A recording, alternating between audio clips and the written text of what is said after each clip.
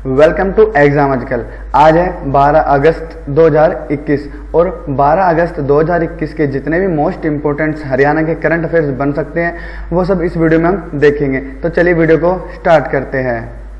और इस वीडियो का पहला क्वेश्चन है, शहीदों व सैनिकों को सम्मान देने के लिए पिहोवा कुरुक्षेत्र में कौन सी यात्रा निकाली है? तो अभी पिहोवा कुरुक्षेत्र में शहीदों व सैनिकों को सम्मान देने के लिए तिरंगा यात्रा निकाली है। तो इस क्वेश्चन का तिरंगा यात्रा ऑप्शन सही हो जाता है। आपको बताना चाहूंगा कि ये जो तिरंगा यात्रा है ये भारतीय जनता पार्टी की तरफ से शहीदों व सैनिकों को सम्मान देने के लिए पिहोवा कुरुक्षेत्र में निकाली गई, जिसकी अध्यक्षता हरियाणा के खेल व युवा मामले श्री संदीप सिंह जी ने की। अब जिक्र कुरुक्षेत्र का हुआ है तो ये देखिए, ये है मैप में कुरुक्षेत्र।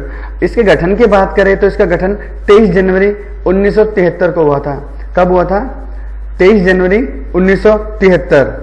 अगर ये मंडल की बात करें तो ये कौन से मंडल में आता है? ये आता है अंबाला मंडल में।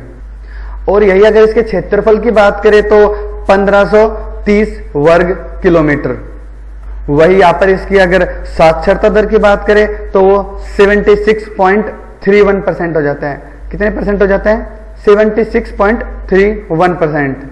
अगर इसके उपनामों की बात करें तो धर्मनगरी, धर्मनगर, तीर्थराज या ये कहे कि वैदिक सभ्यता का पालना भी कुरुक्षेत्र को कहा जाता है।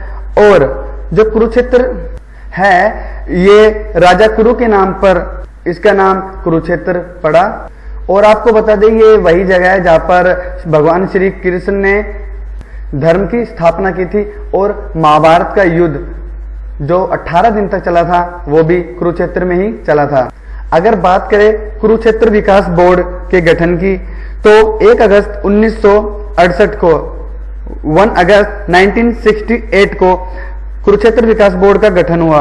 और कुरुक्षेत्र विकास बोर्ड के अध्यक्ष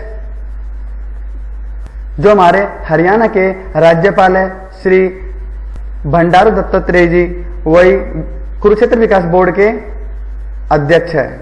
और इसके उपाध्यक्ष की बात की जाए तो श्री मनोहर लाल जी खट्टर है। आपको बताना चाहूंगा मोस्टली जो बोर्ड है या ये कहे विकास बोर्ड है उनके मोस्टली जो अध्यक्ष है वो मुख्यमंत्री होते हैं, लेकिन जो कुरुक्षेत्र विकास बोर्ड है इसके अध्यक्ष हमारे राज्यपाल हैं। हाँ, कुरुक्षेत्र से रिलेटेड हमें इतनी बातों को ध्यान रखना है। तो अब चलते हम नेक्स्ट क्वेश्चन की ओर। सेकंड क्वेश्चन है, हरियाणा रोडवेज विभाग ने अपने विभाग में कितनी नई बसों को शामिल किया है? तो अभी हरियाणा रोडवेज ने अपने विभाग में 800 नई बसों को शामिल किया है। आपको बता देता हूं ये कब भी ये जो हरियाणा रोडवेज विभाग है ये कब नई बसों को शामिल करता है? जब इसको लगता है कि इसकी जो पुरानी बसें हैं वो अभी काम नहीं देंगी या थोड़ी सी मतलब कि बहुत ज्यादा खराब हो चुकी है, तब उनको रिप्लेस करने के लिए नई बसों को शामिल किया जाता है। तो इस क्वेश्चन से इतनी जानकारी हमें मिलती है।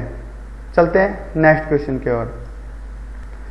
भारतीय कुश्ती संघ WFI ने किस खिलाड़ी को अस्थायी समय के लिए निलंबित किया है?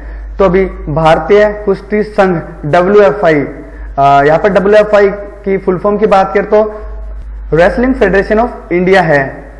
तो भारतीय कुश्ती संघ WFI ने किस खिलाड़ी को अस्थायी समय के लिए जो निलंबित किया है तो वो किया है नीलेश फोगाट को। आपको बताना चाहूंगा कि विनेश फोगाट को यहाँ पर WFI ने अस्थायी समय के लिए निलंबित तो किया ही है, साथ में एक महिला खिलाड़ी और भी है जिसको WFI ने अस्थायी तौर पर निलंबित तो नहीं किया बट उसको नोटिस जारी कर दिया गया है उनको। उनका नाम है सोनम मलिक। ठीक है, तो यहाँ पर बात चली है विनेश फोगाट की। तो जिक्र विनेश फोगाट का हुआ है।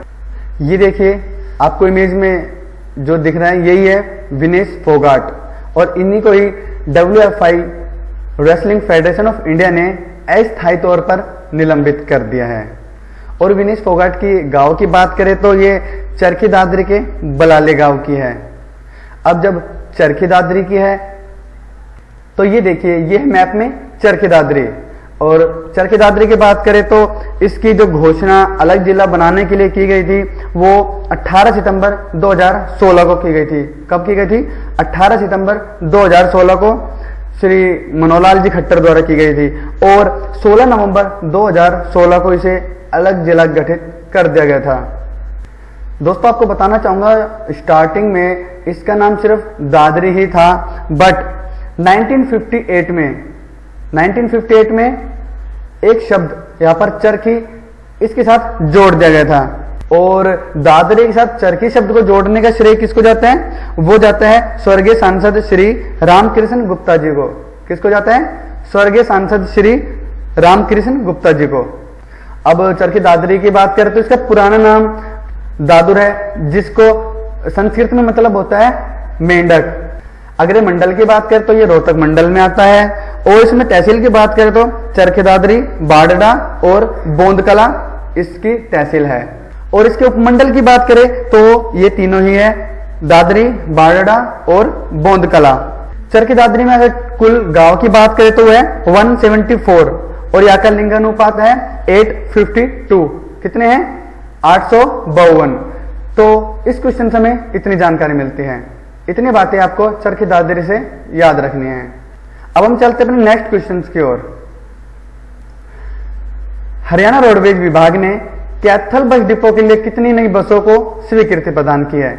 अभी हमने देखा था कि हरियाणा रोडवेज ने अपने विभाग में कितनी बसों को स्वीकृति दी थी और अब यहां पर बात चल रही है कैथल बस डिपो की। कैथल बस डिपो के लिए कितनी नई बसों को स्वीकृति दी है? तो अभी हरियाणा रोडवेज ने कैथल बस डिपो के लिए 40 नई बसों को स्वीकृति दी है। आपको बताना चाहूंगा कैथल बस डिपो के जनरल मैनेजर जो है श्री अजय गर्ग जी, उन्होंने कहा था कि हमने हरियाणा रोडवेज विभाग से 50 बसों के लिए डिमांड किया था, बट हरियाणा रोडवेज ने कितनी बसों की स्वीकृति प्रदान की है? 40। तो इतनी जानकारी आपको इस क्वेश्चन से मिलती है। चलते हैं नेक्स्ट क्वेश्चन पर। हरियाणा सरकार ने हाल ही में कौन सा वॉलंटियर कार्यक्रम लॉन्च करने की घोषणा की है? दोस्तों इस क्वेश्चन को हम कंप्लीट करें, बट उससे पहले वाले क्वेश्चन में कुछ बातें रह गई थी। वो क्या है? जब क्वेश्चन में कैथल का जिक्र हुआ है तो हमें कैथल से संबंधित भी कुछ बातें जान लेनी चाहिए। तो ये देखिए, ये मैप में कैथल की स्थापना की बात करें तो 1 नवंबर 1989 को कैथल की स्थापना हुई थी और ये करनाल मंडल में आता है। क्षेत्रफल की बात करें तो इसका क्षेत्रफल है 2317 वर्ग किलोमीटर। कितने हैं? 2317 वर्ग किलोमीटर। इसके लिंग अनुपात की बात करें तो 881 है और साक्षरता दर यहाँ पर 69%। और अगर कैथल के प्राचीन नामों की बात करें तो कपिल स्थल, और कई जगह आपको कपि स्थल भी देखने को मिल जाएगा। कैथल के अगर उपनामों की बात की जाए तो कपिल मुनि की नगरी भी बोलते हैं और गुरुद्वारा का शहर भी बोलते हैं। और पुराणों की मान्यताओं के अनुसार जो कैथल है इसकी स्थापना युधिष्ठिर ने की थी। और युधिष्ठिर कौन थे? पांडवों के जो भी सबसे ज्येष्ठ भाई थे युधिष्ठिर वो थे। और मान्यताओं के अनुसार भगवान हनुमान जी का जन्म भी कैथल में ही हुआ था। तो कैथल से संबंधित आपको इतनी जानकारी आपको याद रखनी है। तो अब चलते हैं नेक्स्ट क्वेश्चन की ओर। हरियाणा सरकार ने हाल ही में कौन सा वॉलंटियर कार्यक्रम लॉन्च करने की घोषणा की है? तो अभी हरियाणा सरकार ने हाल ही में समर्पण, एक वॉलंटियर कार्यक्रम है समर्पण, इसको लॉन्च करने की घोषणा की है। अब आपको एक शब्द जो है वॉलंटियर, ये आपको बहुत ही अजीब लग रहा होगा। वॉलंटियर क्या होते हैं? जो भी स्वयं सेवक है या जो अपनी मर्जी से जन सेवा के लिए कार्यों में लगे रहते हैं उनको बोला जाता है वॉलंटियर। और हरियाणा सरकार द्वारा वॉलंटियर कार्यक्रम समर्पण को लॉन्च करने की जो पीछे मंशा है वो क्या है? इससे लोगों में जन सेवा का भाव जागृत होगा और ज्यादा से ज्यादा लोग जन सेवा के लिए आगे आएंगे, या ये कहेगी ज्यादा से ज्यादा लोग जन सेवा के लिए अपना योगदान देंगे। तो इस क्वेश्चन से हमें इतनी जानकारी मिलती है। चलते हैं नेक्स्ट क्वेश्चन की ओर। इनेलो की महिला प्रकोष्ठ की महाप्रधान सचिव कौन बनी है? तो अभी इनेलो यानी कि इंडियन नेशनल लोक दल की महिला प्रकोष्ठ की प्रधान महासचिव जो बनी है वो है सुनैना चौटाला जी। तो ये देखिए इमेज में यही है श्रीमती सुनैना चौटाला जी, और इन्हीं को ही इनेलो की महिला प्रकोष्ठ की प्रधान महासचिव नियुक्त किया गया है। नेक्स्ट क्वेश्चन, हरियाणा मुस्लिम वेलफेयर सोसाइटी के युवा अध्यक्ष यासिर यूनुस अहमद को लाइफ मेंबरशिप किसने प्रदान की है? तो अभी हरियाणा मुस्लिम वेलफेयर सोसाइटी के युवा अध्यक्ष यासिर यूनुस अहमद को रेड क्रॉस ने लाइफ मेंबरशिप प्रदान की है। तो इस क्वेश्चन का आंसर रेड क्रॉस हो जाएगा। तो रेड क्रॉस ने मान्यता दी है। तो रेड क्रॉस की स्थापना 1863 में हुई थी। कब हुई थी? 1863 में। और इसकी स्थापना किसने की थी? दो लोगों ने मिलकर की थी, हेनरी ड्यूनेंट व गेस्टवे मोइनिए। किन्होंने की थी? हेनरी ड्यूनेंट और गेस्टवे मोइनिए ने। इसके मुख्यालय की बात की जाए तो जेनेवा स्विट्जरलैंड में है। और भारत में रेड क्रॉस की स्थापना कब हुई थी? वो हुई थी 1920 में। कब हुई थी? 1920 में। तो इस क्वेश्चन से आपको इतनी जानकारी मिलती है। चलते हैं नेक्स्ट क्वेश्चन की ओर। इनेलो की महिला प्रकोष्ठ की वरिष्ठ उप प्रधान कौन बनी है? तो आपको कंफ्यूजन नहीं होना, एक पहले भी ऐसा क्वेश्चन आया था, उसमें महिला प्रधान महासचिव बनी थी और इसमें वरिष्ठ उप प्रधान बनी है। ठीक है, तो इंडियन नेशनल लोक दल की महिला प्रकोष्ठ की वरिष्ठ उप प्रधान बनी है श्रीमती रानी रावत जी। नेक्स्ट क्वेश्चन, तो हरियाणा में यूनिवर्सिटी के कुलपतियों से सेल्फ फाइनेंस कोर्सेज शुरू करने की बात की है मनोहर लाल जी खट्टर ने। तो सेल्फ फाइनेंस कोर्स शुरू करने की बात की है। तो ये सेल्फ फाइनेंस कोर्स है क्या? सेल्फ फाइनेंस कोर्स में जो भी गरीब स्टूडेंट्स एडमिशन लेंगे उनकी फीस का खर्चा सरकार उठाएगी। आपको बताना चाहूंगा, हरियाणा के राजभवन में एक दिवसीय कार्यशाला हुई थी जहां पर श्री मनोहर लाल जी खट्टर और भंडारू दत्तात्रेय जी ने संयुक्त रूप से दीप प्रज्वलित किया था। और यहीं पर ही हमारे आदरणीय मुख्यमंत्री जी ने घोषणा नहीं कि यहाँ पर उन्होंने बात बताई थी कि उन्होंने नई राष्ट्रीय शिक्षा नीति को 2030 तक पूरे देश में लागू करने की बात कही थी।